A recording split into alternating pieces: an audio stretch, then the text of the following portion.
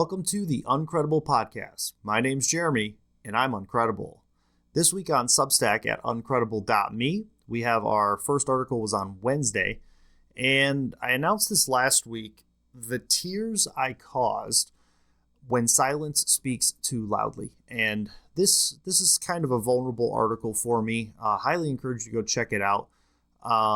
Basically what happened was over the course of a couple of weeks, my daughter and I had some interesting interactions. Long story short, one day she went to school and forgot her backpack. Now, she went to school super early that day, and I get a text on my phone that says, "Hey, Dad, can you bring me my backpack?"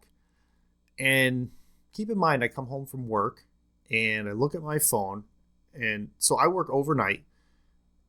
I look at my phone, and I'm supposed to go take that to her, and the time is like a half an hour before she has to go to school. And I'm like, "Can't you come back and get it?" And she's like, "No, that's too hard." Well, long story short, still go check out the article.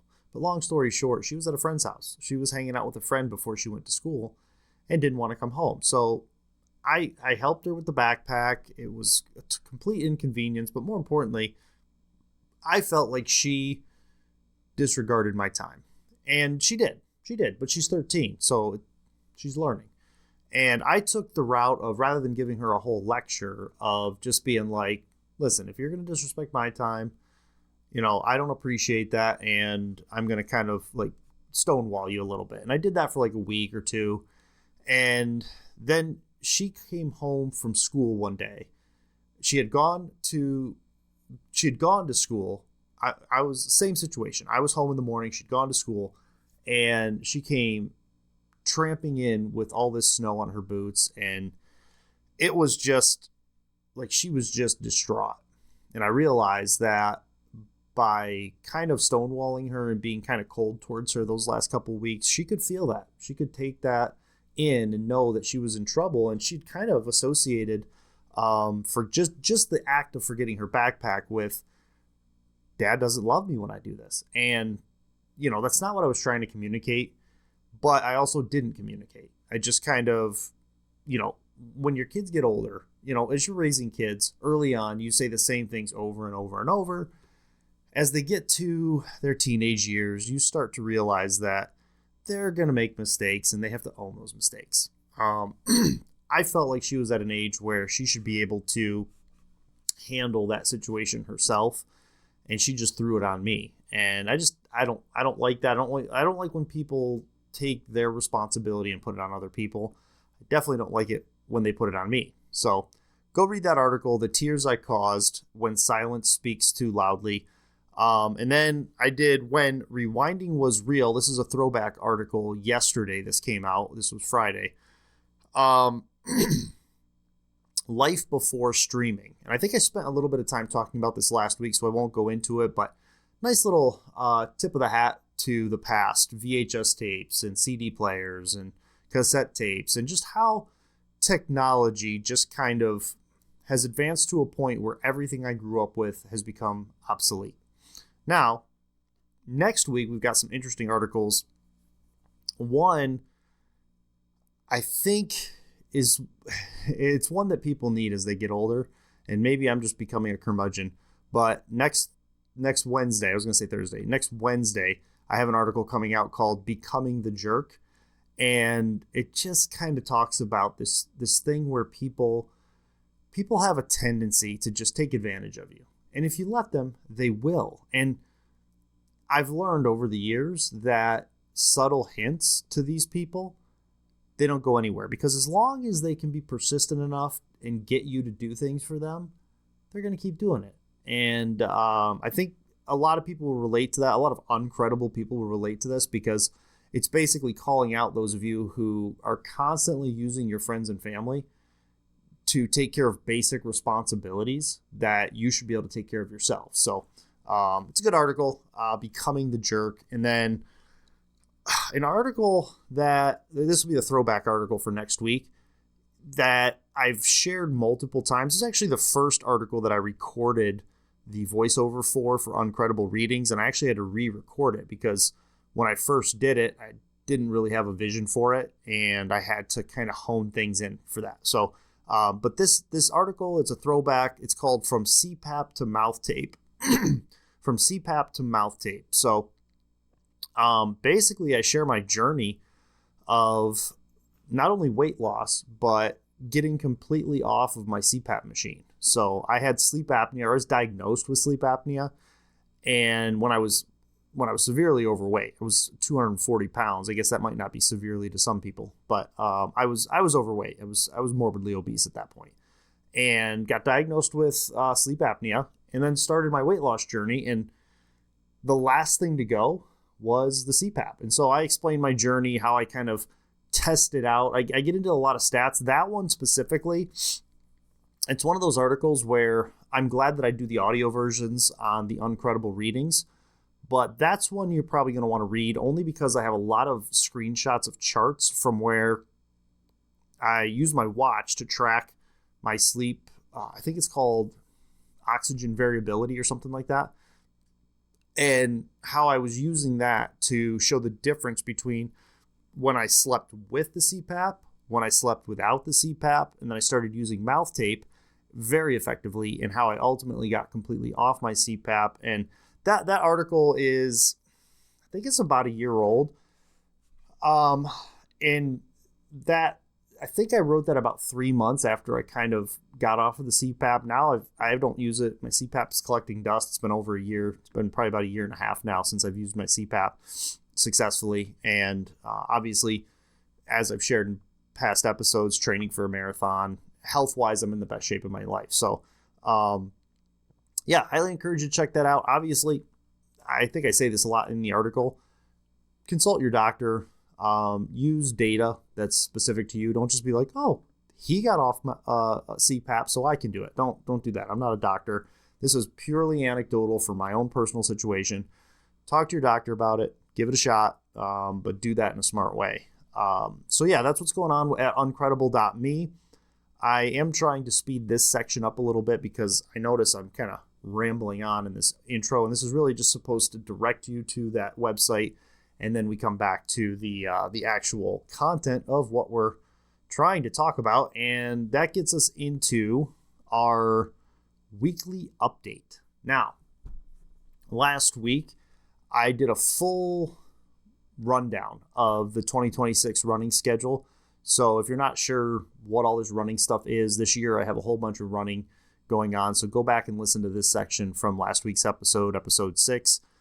But I'm training for the Buffalo Marathon, and this last week I did week 8. Well, the long run was for week 7, and then the rest of the week was week 8. And I'll tell you, this has been a much better week in terms of my physical stamina and capability. If you remember last week, I shared that my week 6 long run, I almost passed out at the end of it. Probably due to fueling. I still am not 100% sure what that was about. But last Saturday, 1 week after that, I ran 14 and a half miles at a 10:59 pace outdoors and felt really good. I was smart. I did fuel with gels. I did everything like I'm supposed to. So I had hydration. Oh, one thing that I added to that routine, that long run, is I'm drinking a bunch of electrolytes before the run. So I wear a water vest, and the water vest is nice. It gives you water, but I have these they're not down here. One episode I did, they were already down here.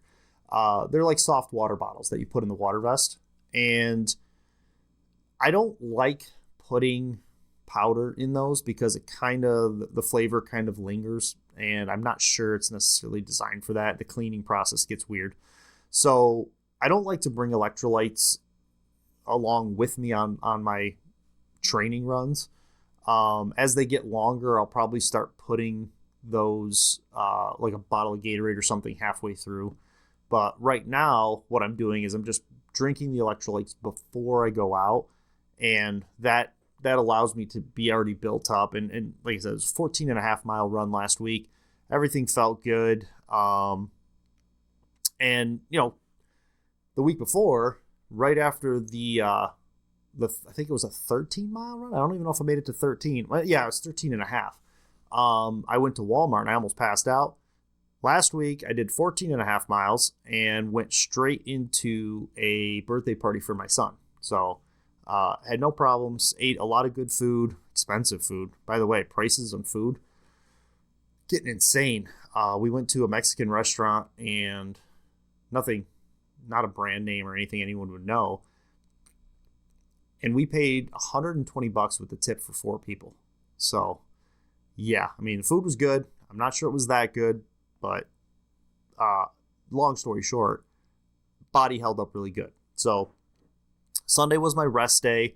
Got back onto, so this week's a little bit weird because I had one day this week where I had to change my schedule for work. So I had to go into work early. So it kind of messes things up throughout the whole week. But I was still able to hit my goals, and I'm upping my mileage for each of my runs. So Monday was a 7-mile run. Tuesday was an 8-mile run. Wednesday was my rest day. And then yesterday, Thursday, I did a 10-mile easy run. So we're at, 25 miles for this week. And my goal, I did 14 and a half. My goal is 16 for my long run, which will put me at just over 40 miles for the week, which will be the first time in this training block that I clear 40 miles. But overall, it's been a good week in terms of adding mileage. After the 10-mile run yesterday, I was quite sore. But sitting here right now, this was yesterday, I ran that 10-mile run. Feeling a little better. Today's a rest day, and then I'll go into my long run tomorrow. So overall, the running's going good. The training's going good. Basically, my goal right now, especially with as cold as it still is out, is just to log the mileage. On Tuesday, because of the cold, I did do the 8 miles. I think I did that on the treadmill. So just trying to avoid the cold. So I have it here. It's 8 miles at 6.6. So I averaged just over my marathon pace. So there's in my training block, I'm supposed to do some of these like structures to my run. So like that particular run, I think I was supposed to run, I don't know, easy for the first 5 or 6 miles and then do 2 miles at a higher pace. And I'm like, it's as you get later in the race or later in these training runs, it's hard to remember like what the goal was. And it doesn't always work out that way, especially outdoors. Indoors, I probably could have done it. But it's when you're outdoors, like for example, my run it starts at a low uphill grade for the first 3 miles, and then the last 2 to 3 are pretty much downhill, and then there's a flat area. So it's hard to gauge pace when you're doing not perfectly flat terrain. So it's like, did I go faster? Yes. Was that training? I mean, if just because I went faster because I was going downhill. Same thing goes for when you're going uphill. It's like, it's supposed to be a warm-up mile, but it's uphill. So am I warming up or am I straining myself more? It's a weird situation. So right now I'm just trying to get to a point where I add a mile or two every single week to my total mileage, and each of these particular days that I work out, I want those mileage, the mileage to start stacking to where, I think ideally as I get closer to the marathon, I'd almost like to be close to 50 miles where I'm doing 4 runs a week at 50 miles and the long run getting close to 20. Because I want to feel like I can run 20 miles at 10, 11 minute pace and be pretty comfortable, like with very little soreness. So it was right around mile 15 or 16 in my first marathon that I started to fall off. So that's kind of what we're doing. It was a good week. I feel like I'm gaining strength. I do have some calf pain too. But that's, again, I did the 10 miles. It's the most I've done on a Thursday run. So yeah, in terms of update, training's going good. We're killing it. So I'm just looking forward to seeing how I feel after the 16-mile run. And in terms of weather, it's starting to warm up, but we're getting faked out a lot. So it'll be like last week, I think it was last week, I had a 50-degree day, 45-degree day, and then we got all the way back down into the 20s. So tomorrow for the long run, I should have 40 at least, maybe 45, depending on what time I go out. So it's nice to have the weather turning because you start to get an idea of all these winter miles that I've been logging. You start to feel like they're adding up. You start to see the results of it, because when you're running in the snow, you don't really get to test pace. And all these winter miles, I've been wearing layers. In fact, I'm wearing a sweatshirt today. All these sweaters and water vests and everything, all the layers. It's nice to get rid of all of that and put the good road running shoes on and just get out there and be loose and free. So yeah, the running's going good. We'll just keep updating as we go along. And then as we get closer to the races, I'll share more about what's going on there. And hopefully we'll do, for each of the races, hopefully we'll do a special episode where my son will probably be driving me up to the races, and we'll do some special episodes where we talk about how the race went, maybe do some filming on the way up and the way back. So look forward to that. All right, let's get into our Uncredible Take segment. What's going on in the news? Now, I think the last 3 weeks we've been talking about the Epstein files, and I wanted to get away from that this week, but there is one thing that kind of I can dovetail off of and get into our subject today. But one thing I forgot to mention, in the episode last week, I remember saying this and then never coming back to it. But with the Epstein files, or podcasts in general, news media, whatever, people keep saying this phrase, and I don't know where it started or what what justifies it, but the phrase, "I did a deep dive." Like, when you're looking at the Epstein files, for example, I did a deep dive. I've done sort of a deep dive on this subject matter. And it's like, when, it strikes me as oddly similar to saying I did a research paper, but like a little cooler to say it that way, like deep dive. But what's interesting is nowadays, it's almost like they didn't do a deep dive when they say it. So like, it's like, oh, I did a deep dive. You mean you Googled and you used AI? Most people are using AI for all their research right now. They're typing questions in there. And I'm actually going to do that today with my subject matter. I did a lot of it. Luckily, I come with a lot of knowledge for what I'm about to talk to you about. But this phrase, "I did a deep dive," I've just been thinking about that. Like, what do you mean you did a deep dive? What is doing a deep dive, and how is it different than how you normally look at a subject? Because then that raises questions about all your other content, right? I did kind of a deep dive on this subject. So what do you call it when you don't do a deep dive? Like, I just sort of Googled it. And it seems like, when I look back at my collegiate career, and how early on, to do a research paper, you had note cards. I bet you I still have, yeah. So I have these note like legit note cards. These are unopened, but you would take note cards like that, and adjust this chair stuck in a hole. You would have to fill out I had a teacher that would require you for every source to fill out a single one of those note cards. Like for every source that you cited, every quotation you had, it didn't matter if it was from the same book, right? Because it would be on a different page. And what she wanted you to do was to write these all out. And I'm like, this was at a time when you could have just put it in your computer. Like, you could have typed these, the idea of putting them in the note cards, you could have just had a line and then another line and then another line on your Word document. But this lady was older, and she was teaching us a process to go through, and we had to do it that way. I mean, research papers were so much more difficult before the internet and before internet sources were even allowed. It's just crazy to think back.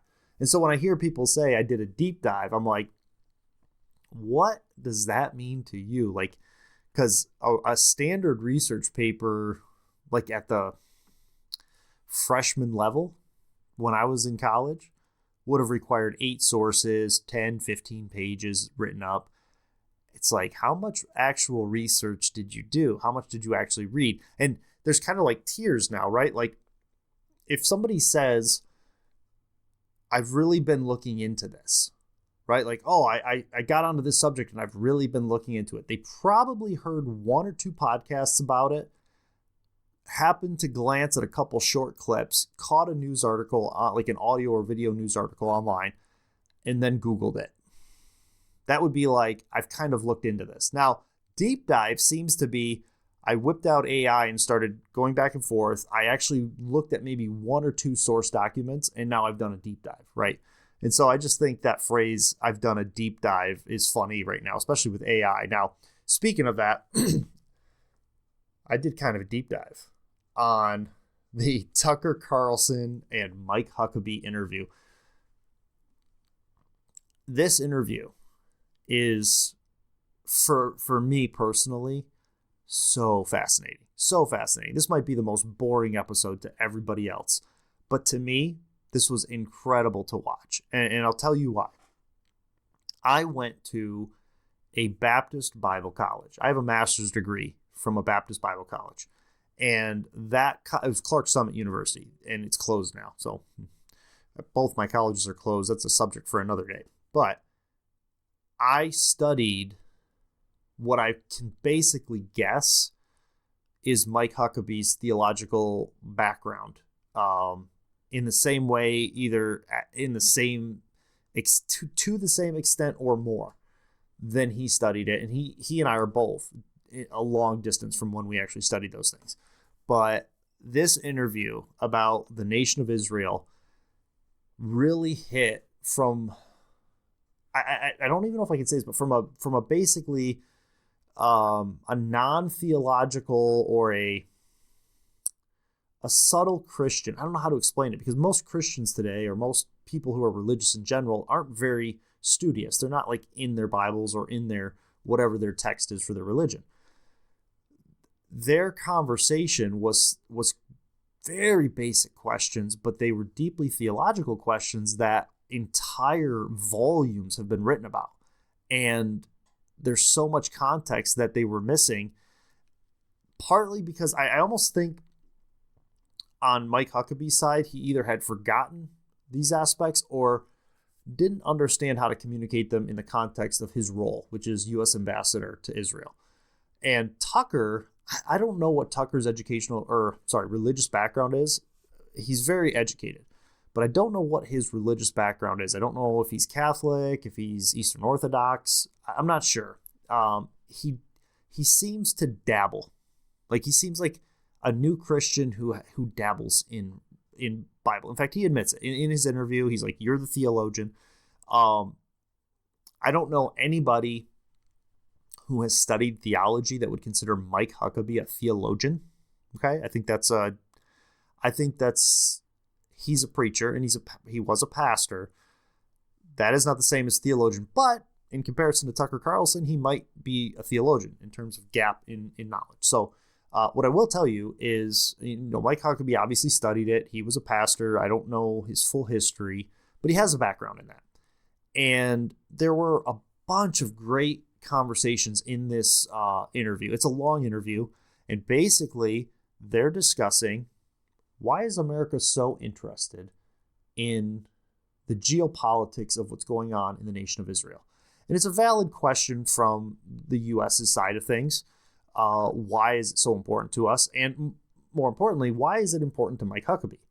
And what I think we have to understand, that because most people in the U.S. are not deeply theological or nuanced in their theology, and I would say that even at the leadership level, we have to understand that there are deeply religious things going on that are affecting these geopolitics and the support of these geopolitics. And so, like, why would a Baptist, for example, or an evangelical American Christian be so supportive of the nation of Israel? Like, what's their stake in the game? And why would Israel welcome those people, right? Like, what's in it for them? Well, Mike Huckabee tried to, in this interview, this is a pastor thing to do, okay? He tried to 3-point sermon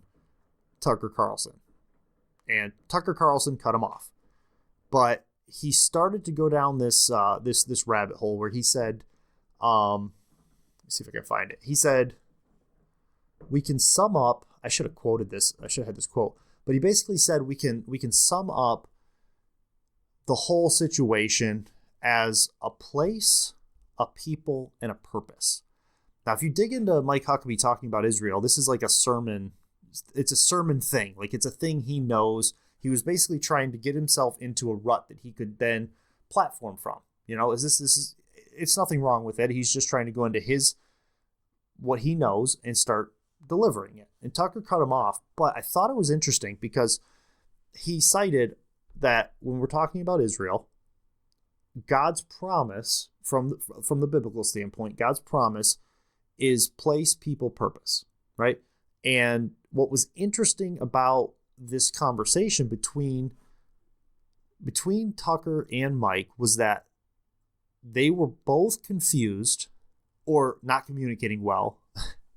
The place, the people, and the purpose. So Mike Huckabee was actually right that those three things are critical to this conversation, and they're the three things that he couldn't seem to articulate and he couldn't seem to explain to Tucker in a way that Tucker would kind of understand. And like I said, Tucker seems like he believes in God. He's probably a Christian who is dabbling. You know, he knows enough. He's studying it, but it's like he's learning kind of a thing. I'm not sure what his depth of knowledge is. So his approach to his questions almost seems atheistic. He's not atheistic, but I'm saying like it's almost like somebody who's completely outside of it because he's never really studied these things.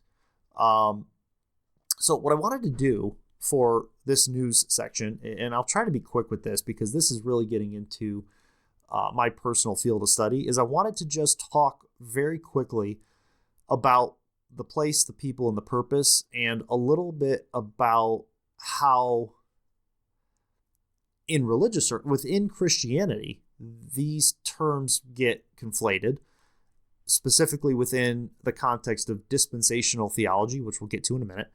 But also how, when you look at this from a geopolitical standpoint, why this is so important to those people who believe in this. And what's interesting is I'm going to show you here towards the end is that Orthodox Jews, and this I don't know as specifically as I do about the dispensational Christians, they both, dispensational evangelical Christians and, according to ChatGPT, Orthodox Jews have a lot of overlap in what they expect to happen in the world in their view of eschatology. Now, the term eschatology is just the term that we use for future events, like what's going to happen in the future. And what's funny is even though the Christians, right, that we're talking about, specifically premillennial dispensational Christians, even though Christ has come, they have this belief system that he wasn't finished with Israel, that God wasn't finished with his chosen people, Israel, and that there's a prophecy in the Old Testament that he still has yet to fulfill. And they call that Daniel's 70th week. It's a 7 years of tribulation. And basically what, in their view of the end times, what needs to happen is the church, right? Which I do this on purpose because they believe that the church is a parenthetical in world history, in the historical timeline, and that it has to end so that God can finish whatever he was doing with Israel. Now, the majority of Christians don't believe this, okay? But a lot of Christians do, specifically evangelical Christians. And this dispensationalism probably isn't taught as dispensationalism. It's just taught as fact or as eschatology. Most of the other forms of Christianity don't even dabble in this. They don't have, whether you're looking at the nation of Israel or you're looking at most of Christendom, they all pretty much would agree that the prophecies of the Old Testament were fulfilled at the destruction of the temple in 70 AD. That's generally agreed upon. And then there's this group of people that's pretty powerful, that's pretty big, pretty influential, that don't believe that. They don't feel that the prophecies lined up, that they didn't get completed, and that there's still more to come. And so that this opens up this door to where they actually are expecting more to come for Israel. And so now they believe this is happening, and so do the Jews. So they actually begin to align, although for very different reasons. Like the Orthodox Jew is waiting for the Messiah. The dispensational premillennial is looking for the return of the second coming of Christ, or the return of Christ. And so in a way, they're both kind of looking for the same thing. And then you start looking at what are they looking for? And we get back to what Mike Huckabee said. Well, first of all, the place, right? And this, Tucker did a great job on this, by the way. And I actually think Mike Huckabee wasn't prepared for this conversation or hadn't thought about it in a while. But he brings up Genesis 15:18, where God promises from the river of Egypt to the Euphrates to Abram. And he raises the question of Mike Huckabee, well, where's the land, right? So remember, Mike Huckabee said it's a place, a people, and a purpose, right? So let's first start with the place. Well, where they're at now is not the whole land that was promised to the people of Abram. So how is it if the Bible is their deed claim to this land, what is this land? And Mike Huckabee had no clear answer. He couldn't really get down to the bottom of it. It's kind of a weird question. Like, where do you draw the lines? It's a very valid question, but I don't know how you would answer that question. Because the lines have been drawn and redrawn, and in modern politics, it is what it is now. But Tucker pressed Mike Huckabee to the point where he got Mike Huckabee to say it would be fine if Israel took it all.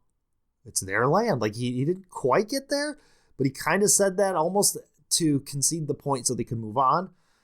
And I don't think for a second that Mike Huckabee thinks Israel should go to war with everybody who is touching any country that's touching anywhere from the river of Egypt to the Euphrates. I don't think he believes that, but I think he realized the challenge in defining the land, right? Or the place. So, like, what exactly do the people of Abram, the nation of Israel, the Jewish people today, what do they actually have claim to?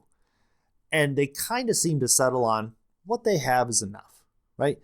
But then you got these battles going on for who owns what and what goes where, okay? So first of all, there was this like conflating of what is the biblical place called Israel? Like what is, okay? So we got confused and conflated on what is the land. Next is the people. And again, I thought Tucker did a great job. He basically was asking the question, who are the Jewish people today? Right? So like when God made his promise to Abram, he made the promise to a man. And so they began this back and forth conversation about physical Jews who have some known genealogy that goes all the way back to Abraham and they can trace it, or what ironically Mike Huckabee called spiritual Israel, or true converts to Judaism. And this is where I think Mike Huckabee's potential ignorance of or maybe it was both of their ignorance of the Jewish system and the covenant. But basically, in the biblical terms, if you could covenant with Israel and become a part of Israel. So, and they did have different groups. Like there were Gentile Jews who would be considered part of the people of Israel. Like they would be considered that if they followed certain criteria and they converted. So it seems to me like that Tucker and Mike Huckabee could have come to an agreement on this, but they didn't. They just didn't. And I don't know what the problem was, but they seem to be making this distinction between, is it everyone who is born, like who has Jewish blood, or does it include people who are converted? Could you have, and I think the answer to that question is, well, yeah. Like obviously, if you've covenanted with the God of the Old Testament from a Jewish perspective, naturally you're part of the covenant now. That's understood. And I think that's not something that Mike Huckabee should have had any trouble understanding, because in the New Testament, when Christianity is brought into play in the book of Acts, there's this whole back and forth conversation challenge or whatever, like what do we do with Gentiles? And it's really kind of like a main theme of the New Testament, that Christians they're all one in Christ, and that there is no Jew-Gentile distinction. And so one of the like major New Testament themes is that in Christ, this whole Jew-Gentile thing goes away. So it's like Mike Huckabee should have been able to say, oh yeah, like because in Christianity, if you get baptized, which is for Baptists, sign of the covenant, you're part of the church. It's the same thing for Israel. If you get circumcised and you go through all the whole process, I don't know what the process is at a modern day level, but if you would be brought into the nation of Israel and you were treated as part of the promised people and you followed them around, you did everything they did, you were blessed with them, and etc. So it was kind of a weird conversation because Tucker really wanted to hammer home that Benjamin Netanyahu doesn't have the blood, which I don't know how he knows. They both essentially conceded that they don't know. Neither one of them knows, but that's not the point. So to me, this is one where they probably could have narrowed this one down, but they couldn't come to an agreement on like what place, the land, or what people. And they again, they were making this distinction between spiritual Jews and physical Jews, people who have the blood, like a blood relationship to, I'm sure there's a term for that I just don't know, but they were hung up on that, and I just was kind of like confused by that. And then we got to something that I don't think they didn't even really talk about it, and that was the purpose. Now, Mike Huckabee's belief is that the purpose is to shine a light on all the other nations on what a God-fearing nation looks like. And so it's very physical in the sense that, like, if you follow my commands and you're blessed by me, I'm going to make this nation, this people, shine in a world of all these other peoples. And that was one of the weird things about the conversation is Tucker wanted to find a universal principle that could be applied. So like if God promised this particular plot of land to the nation of Israel, can we say all the same things about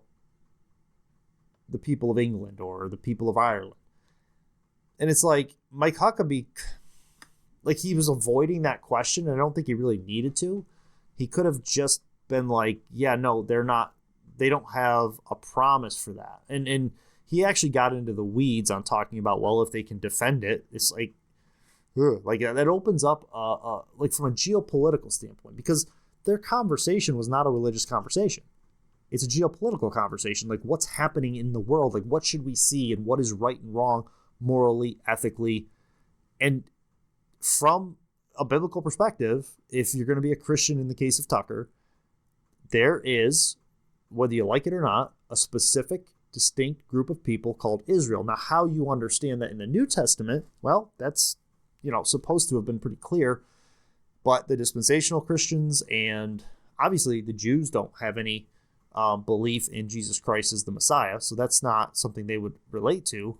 And the only group of Christians that I'm aware of that has this belief that God's physical chosen people are still Israel and that the church is a distinct group somehow or a different group, it's very weird when you start getting into that conversation in religious circles. They're the only ones that have that I know of. There might be others that I've never heard of, but that's what I studied, and I'm telling you, it's pretty clear that there's basically two peoples to come. They'll deny it up and down that there's two ways of salvation. I'm pretty sure John Gerstner, in his Wrongly Dividing the Word of Truth, I think that's the name of the book, pretty much put that to bed. But and I think Ryrie made the mistake in his book on dispensationalism of trying to say there were only one way of salvation, but separating the objects of faith. It was a very weird conversation. I don't want to get in the weeds on that. But going back to our point, they were conflating and confused about the people. They were confused about the place.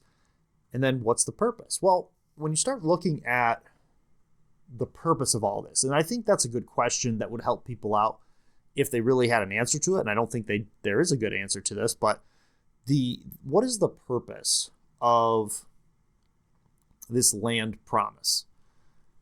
Well, there are at least, I came to 4 things that both Christians who believe this way, dispensational premillennialists, and keep in mind, my knowledge of traditional Judaism is basically zero. I just asked ChatGPT, and I'm even going to read quotes from ChatGPT. If I'm wrong, let me know in the comments. What do I know? But these were the things that I noticed that were overlapping. Number 1, they both are expecting the temple to be rebuilt. So, both Jews and dispensational Christians are waiting for the temple to be rebuilt so the sacrifices can be reestablished. From my understanding from the Jewish perspective is that it's basically God just fulfilling his promise, in full, like not in part, but in full, to where they will be back to being able to do everything that they could before. The temple will be reestablished. They're doing their sacrifices. They're practicing their religion as defined in what we call the Old Testament. Now, for dispensationalists, it's as if they're actually looking for the abomination of desolation to come in and desecrate the temple. So there's kind of a weird thing about both of them, but specifically the premillennial, is they're waiting for a rapture. And I'm going to show some clips from Dr. David Jeremiah about this, but they're waiting for a rapture of the church, right? So that God can finish punishing or finish his tribulation on the earth. So he can finish bringing his wrath on the earth and roll out all the horrifying things that you see in the book of Revelation. Literally. And I mean literally.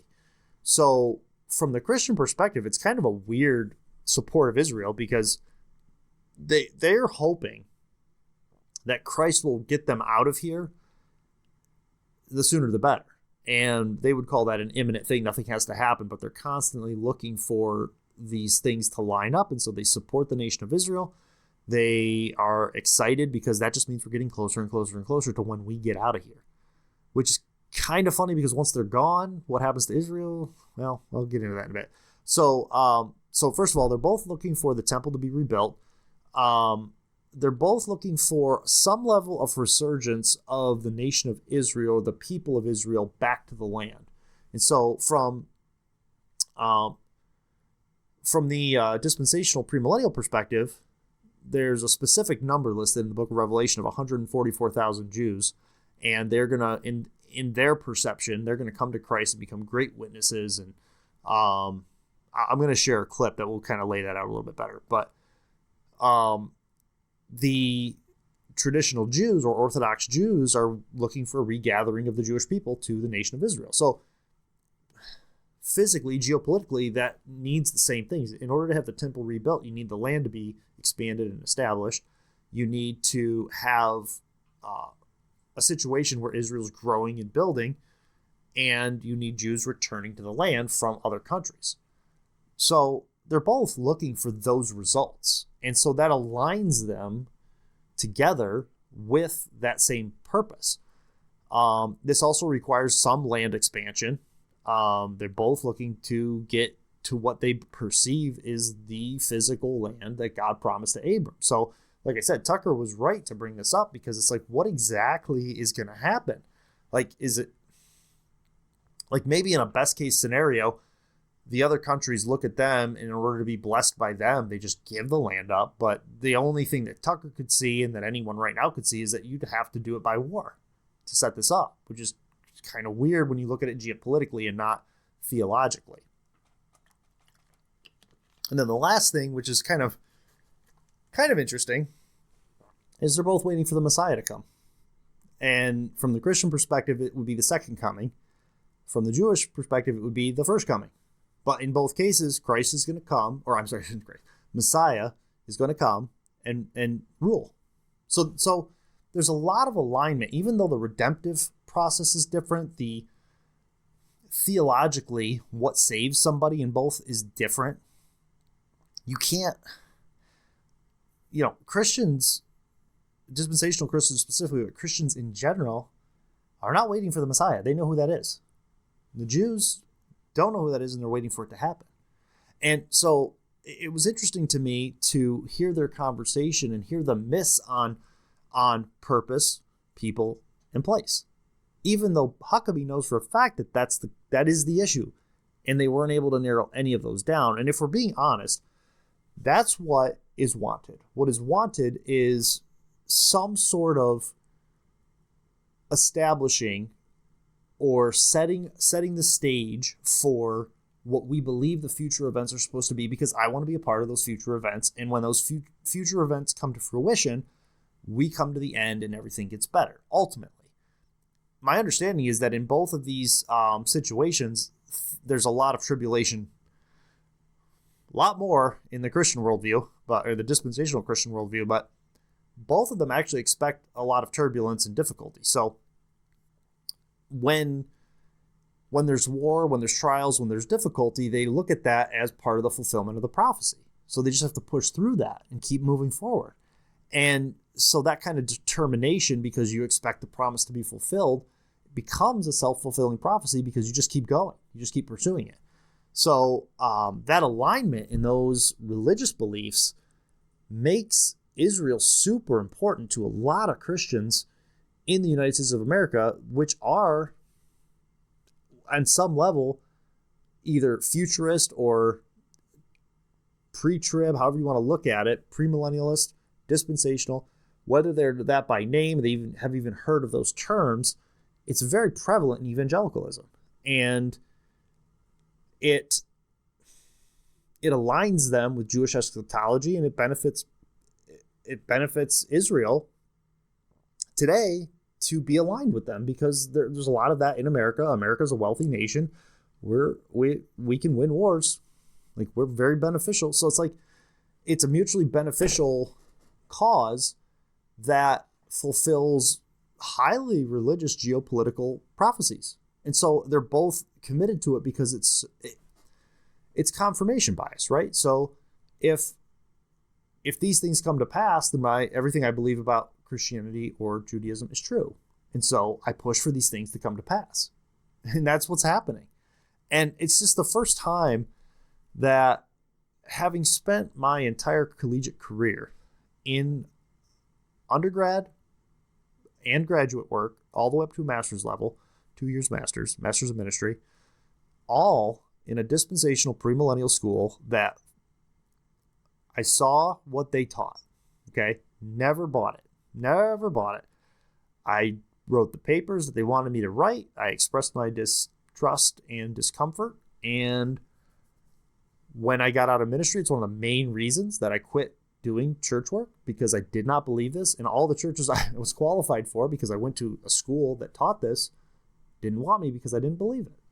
And that's okay. I wasn't going to sacrifice my theological position, which I didn't agree with it. So why would I lie about that, right? Especially in a religious context. It doesn't make any sense.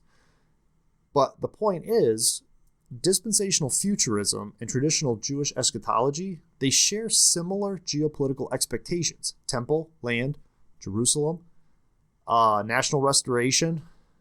And those being aligned on that affects how they perceive the world and how they interact with the world. Now, just to give you a little bit of a taste of this, I wanted to share a clip from Dr. David Jeremiah. It's actually 2 brief clips just talking about like what this time period is going to be like. So let me go ahead and play that. Can you put into words, I mean, you've done a little of this, but what will the tribulation be like? You know, the tribulation will be the most awful time. If you read the stories about the rule of the Antichrist, you have to take his mark or you can't eat, you can't buy. Many, many people during the tribulation will starve to death because they won't be able to get food. If you don't have the mark of the beast, you will go to the grocery store and fill up your basket. When you get to check out, they won't let you pay and they won't let you take your groceries. You will not be able to eat, you won't be able to buy, you won't be able to transact business, and hundreds of thousands of Christians who won't take the mark will die from starvation. Many of them will be martyred by the cruelty of the beast. It will be an awful time. Now, what's interesting about how whenever these dispensational premillennialists talk about this, they paint the most horrific picture imaginable, And then when you talk about like the support of Israel, well, they're God's people, and God's going to, return and rapture up the church and usher in this new age. But that right before that is all this. So let me share with you one more clip that sort of shows the what's going to happen when after the rapture, like what happens to the people who are left over. So here's that clip here. The greatest revival that's ever taken place on the earth is going to happen in tribulation. Let me tell you what's going to happen. I'll just do this real quick. Please, okay, no, take first your time. of all, he's going to seal 144,000 Jewish evangelists. Wow. Now, I don't know what you think about the zeal of Jewish people, but 144,000 of them turned loose on the world with the gospel. Amen. That's going to make a difference. Listen, he turned the world upside down with 12 disciples. 12 times 12,000 is 140. It's 12 times, you got it. All these Jewish evangelists. And then Moses and Elijah are going to return as the two witnesses. And all kinds of miraculous things will happen. The two witnesses are going to be killed. They're going to be resurrected. They're going to be raptured. And many will come to Christ.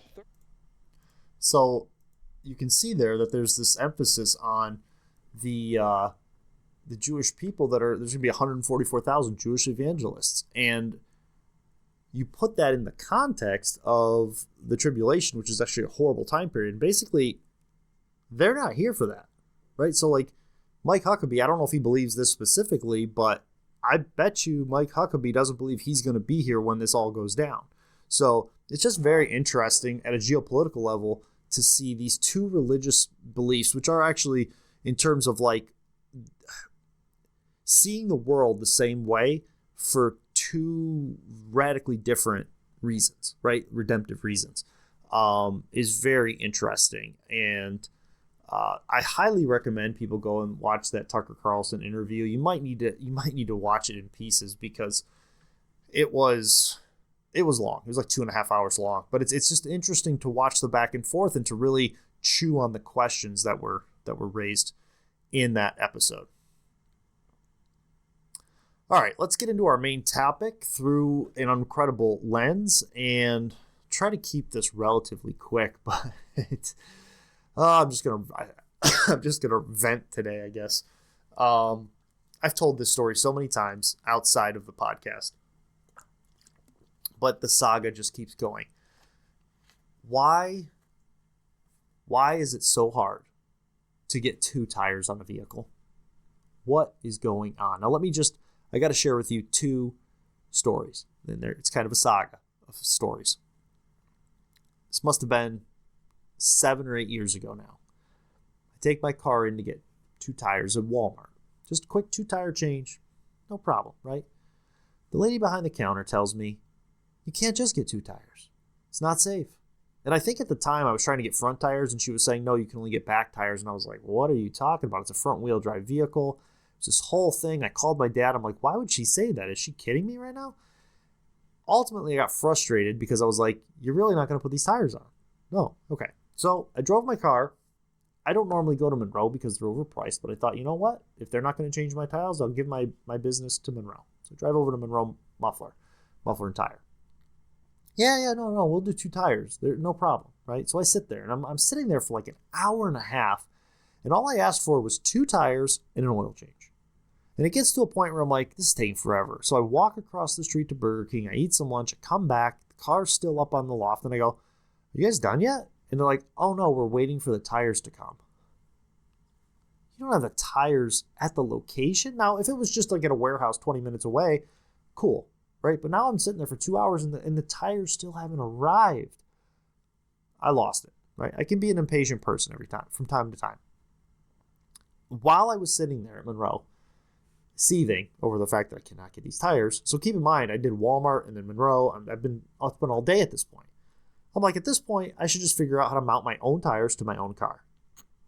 And I'm on my phone looking up tire mounting. And Harbor Freight had a tire mount tool that you can put in your garage for like, I want to say $100, but back then it probably wasn't even that much. I should probably look it up. But it was like maybe total $150 I put into this thing. I call my dad. I'm like, hey, can we do this ourselves? He's like, sure, it's hard work, blah, blah, blah. So I'm like, I'm going to buy it. So I buy the tire mounting tool. I learned to mount my own tires. And it was just one of these things where it's like, how frustrating is it? And then I mounted a couple of my own tires, kind of got tired of doing that. My wife and I, we got her an Expedition. Tire rims on that are huge. And I just decided, you know what? I'm not going to do this tire mounting thing. Those are nice rims. I don't want to ruin them. So I take the car into Walmart and get 4 tires. No problem. Not at all. But this whole time, my son's car, which was my old car, needs tires. So I tell him, schedule it with Walmart. They were really good. I think that whole situation was just a one-off for me. Send him in. He comes home. The 2 tires are in his trunk or in his backseat. And I'm like, what is going on? So I drive him over there. I'm like, you got to be kidding me. And the mechanic said they can't put tires on my car because the pinch welds are gone. And I'm like, you're telling me you're afraid to jack the car up? Which somewhat justified, but the problem is they had him walk around for an hour not telling him what they were doing. So that was kind of frustrating. So we returned those tires, and then this just yesterday, he goes into Dunn Tire. Now keep in mind now we've done Walmart twice, Monroe Tire Muffler, Dunn Tire now, to do 2 tires, and he called them ahead of time, said, we'll put 2 tires on this car.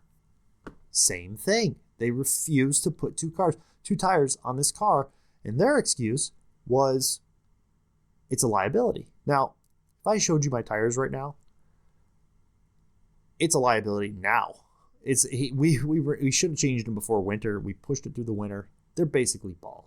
So now I'm sitting here with 2 tires in my trunk, trying to get another mechanic to put them on or wait for it to warm up enough for us to get after it. But like, what has happened to our world that mechanical capability has gotten to the point where you go to an actual shop? Now I know these are big box shops, Walmart, Dunn Tire, Monroe, but you go to the shop and they can't do tires.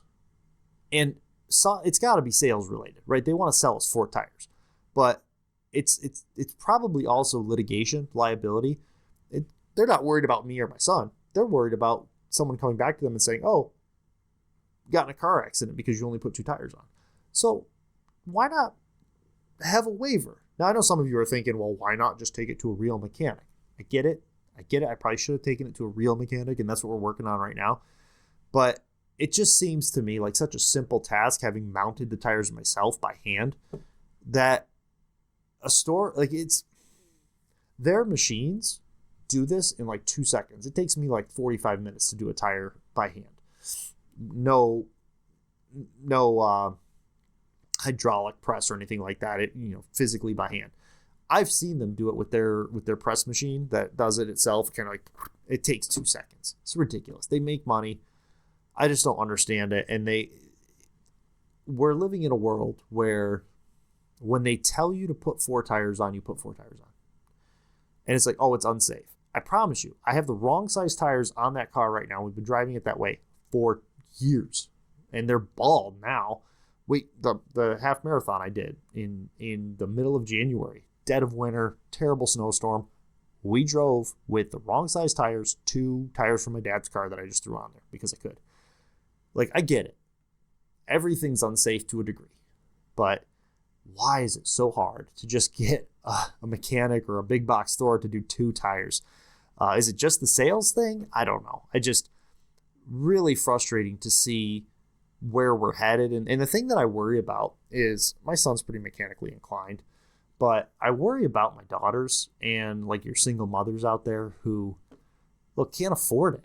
Like, it's just so frustrating because I know for a fact that you can put 2 tires on and be completely safe. Might be a little hard on your alignment, but for my car specifically, and most people who are struggling financially, their cars do not need to have 4 brand new tires. Just don't need it. It's just ridiculous. Cycling 2 into the drive wheels is perfectly fine. Unless you have all-wheel drive or if you have those cars, you probably can afford it. But tires can go so much further than people realize. And it just seems like such a racket. And I worry about how much money is being wasted and how good, innocent, uncredible people are being taken advantage of simply because these stores are refusing to change the tire, like to go 2 tires, trying to sell 4 tires. I mean, 4 tires right now, you're talking, depending on your rim size, you're talking $600, $700, $800. It's a lot of money. 2 tires, a lot easier to plan for, and really all that's necessary in most cases. My favorite thing to do is to have a fresh set of tires on the front, wear those to about halfway, drop them to the back, and drag those on a front wheel drive car. That's what I like to do, and I've done it for years with almost no effect. I mean, I usually push them too far, and that's when I get in trouble. But this idea that you have to have 4 brand new tires for all, it's just ridiculous. And I'm sure someone out there is going to argue that, oh, the newer vehicles are a lot more sensitive. Okay, well then don't get a newer vehicle. How about that? So yeah, that's my rant. That's my main topic rant through an Uncredible Lens. I'll throw in here too, since we're talking about cars. And it's the same issue. The car that I drive is a 2010 Mercury Milan, and we had a low battery, like a battery that was getting low, and the PCM on the vehicle shut off the power steering. It's not hydraulics. It's not a hydraulic power steering. It's an electric power steering, and it just turned it off. And of course, when we took it in, the mechanic suggested we change the rack pinion. It's $1,500. All it needed was to be reset. And again, I think about uncredible people who are just trying to survive, who maybe don't know much about mechanics, getting taken advantage of in those situations and then falling behind me. Because here's what happens. That single mother who's like only got maybe $500 in her emergency fund, they make her take out a credit card to fix her car, or even worse, she goes and buys a new car because that one's shot. And then she pays, 20-30% interest on that car while they get their money. And then she's, that just starts the spiral of falling behind. And then her kids get hurt, and it just holds them back. All because what? You didn't want to do the work? Because the companies want to make more money? Like, it's unfortunate, the direction we're headed, and the mechanical knowledge base is going away as we get more into electricals and electric cars, and things are becoming less and less accessible to the average person to fix their own cars. And seeing these things on older cars makes me wonder what kind of nonsense they're pulling with newer cars. All right, so that's the end of our main topic. Let's get into our podcast feature. This was a good one. Check this out. I'll put a screenshot up here, and the link will be in the show notes. The podcast, the show itself is called For the Long Run, Exploring the Why Behind Running. And I listened to the episode on Shea, I'm going to butcher this name, Shea Aquilano's journey. She talks a lot about her journey from just being an average runner to chasing her goal, going out on a limb. And at this point, they talk about how she got sponsored by Nike as an ultra runner. Very cool story. But what I really loved about the story is she spends a brief moment talking about setting and evaluating goals, and it's very down to earth. I wrote a couple articles in the past about, setting tiered goals, and the way she describes it is so good. Like how you can have, if I finish this race, right, this ultra marathon for her, what will make me feel like I had a good race, and define that very specifically. And then she even said, then start planning out, how do I get to that point? Like, what steps do I need to take to become that? And then what do I need to do to evaluate it on the backside if I don't achieve it? Like, did I get closer? Did I grow? So I've talked about in some of my articles how when you see a goal, like for a half marathon, for example, when you're halfway through that and you start to see a PR goal, right, a time goal, slip away to where it's not going to happen, you automatically sort of drop down to the next goal. For me, in my marathon, it was I wanted to hit 4.5 hours. And when I started cramping, when my hamstrings started cramping, I immediately had to pivot and go, all right, let's just get it under 5 hours. And I remember how motivating but also discouraging it was when the 5 hour pacer passed me because I could not run But I also said to myself, if that's the 5-hour pacer, maybe I can just keep up with them. And I ended up at like 5:02.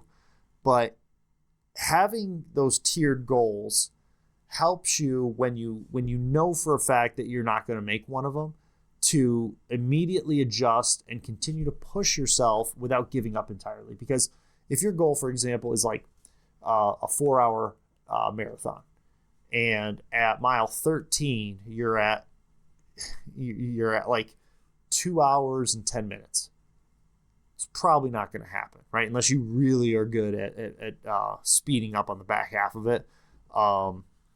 You're probably not going to make it. So at that point, you have some options. You can just walk the rest of it and turn it into a 5-hour marathon. Or you can say, okay, I'm not going to hit 4, but let's go for 4:10, right? Let's just keep the pace going. Or I don't have enough to hit my 9-minute pace, so let's try to hit 10 minutes for the rest of the race, and then set that goal. Because if you don't do that throughout the race actively, or even mentally have plans for that, you're just going to give up.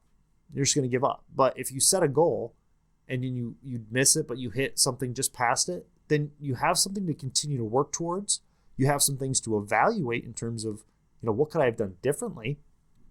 And how can I get that 10 minutes off that time? What went wrong? You can evaluate those things. So I really thought it was a good episode for the long run, exploring the why behind running. Our quote of the week, I'm not going to do it from the calendar because in that podcast, there was a great quote. She said something that I think it was actually in the intro, but you get it later on too. She said, if not now, then when? Now, for her specifically, she was thinking about no job, no sponsorship, going to Colorado and training for ultramarathons. And she just sort of picked up and went, and her reasoning on that was, if not now, then when? I thought that was a good quote for just about anybody. If you're thinking about doing something that challenges you, that will be a challenge to you, maybe it's losing weight, maybe it's running a 5K, maybe it's running a marathon, maybe it's stepping into that ultra scene, whatever it is, maybe it's weightlifting, right? Any of those things. If not now, then when? It's a great question to ask yourself. All right, let's close it out. Want to thank you guys for listening every week. Remember to subscribe to the Substack at uncredible.me. Like and subscribe if you're on YouTube or on Spotify. Follow us. I think it's follow on Spotify, but like the episode, follow, do all those cool things. I didn't mention it much today, but don't forget there's Uncredible merch. I do have the logos ready. I actually have 3 new logos coming out. So maybe by next week I'll have 3 new products. One will be the podcast shirt or the podcast stuff. And then I have 2 more coming that are kind of a surprise. So I'm not going to say anything about them yet, but I've been working on them. And if you don't follow me on Instagram. I do have a sneak peek of something or other on there. So check that out. But yeah, the merch is at merch.uncredible.me. So yeah, thanks for watching and listening. And remember, stay uncredible.